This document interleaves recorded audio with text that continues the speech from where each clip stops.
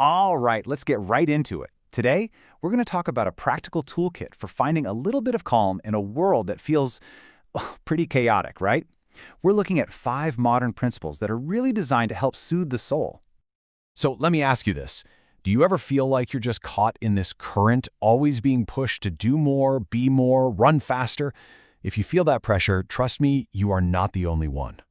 And you know, this quote from our source material just hits the nail on the head. It's this constant, relentless urging from society that can leave us feeling completely breathless, like we're always just trying to catch up. So here's how we're going to break it all down. First, we'll look at the weight of modern life. Then, we'll get into how to anchor your inner world and navigate your outer path. And finally, we'll wrap it all up with your 5 soothing principles.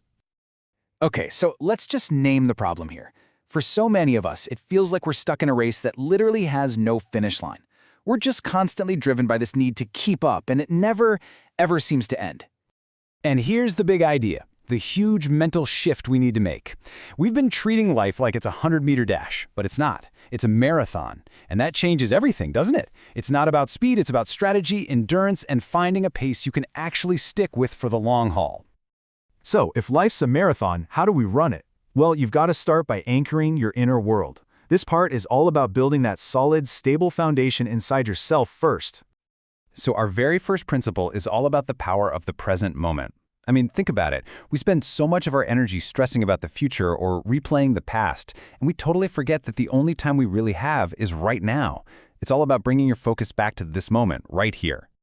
And I love this idea because it shows that the present isn't just something that happens to you, it's something you create.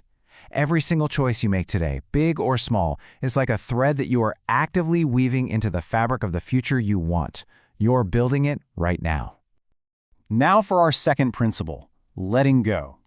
Just imagine for a second that you're carrying around a super heavy bag of rocks. That's what resentment is.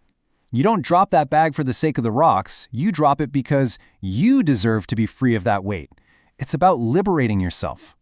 But how do you actually do that? Well, it's kind of like a 3-step process. First, you have to acknowledge the hurt. Don't just ignore it. Second, you make a real conscious choice to let go of its power over you. And third, this is the important part, you refill that empty space with something better. Something that actually serves you, like peace or hope. Okay, so once you've started to build that strong inner foundation, we can shift our focus to the outside. This next part is all about how we move through the world with real purpose and intention. This brings us to principle number 3, and man, is it a big one in our world of constant comparison. You have to stop looking at everybody else's timeline. You're not behind, you're not ahead, you are right on time. For you, everyone has their own unique season to bloom. And take a look at this, because it really shows you why your own pace is so important.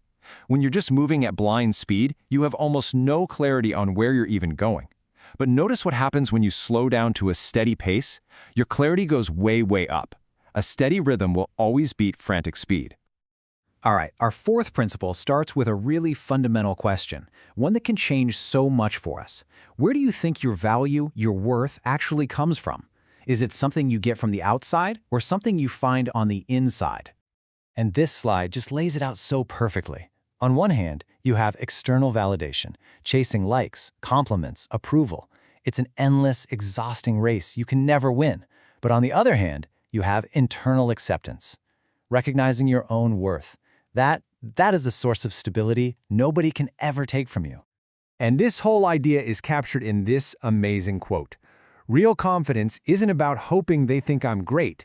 It's this quiet, powerful knowledge deep down that says, I accept and love myself right now, just as I am. Making that shift, it changes the whole game.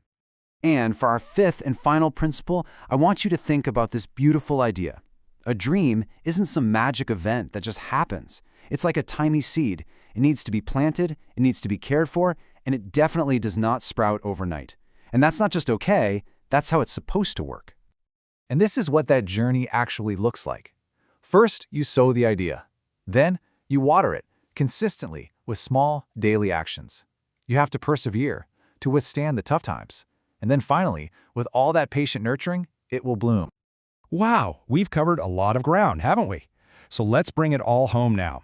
We're going to do a quick, clear summary of this brand new toolkit you have for your soul. So here it is, your toolkit. Number 1, live in the present, because now is where all your power is. 2, let go of resentment, not for them, but to free yourself. 3, honor your own pace. Your journey has its own perfect timing. 4, find your worth within. Build that unshakable foundation. And 5, nurture your dreams. Treat them like a garden that needs your patient care. So, I'll leave you with this one last thought. You don't have to tackle all of these at once. That's not the point. Just look at this list and ask yourself, which one of these do I need the most right now, today? Just pick one, and start right there.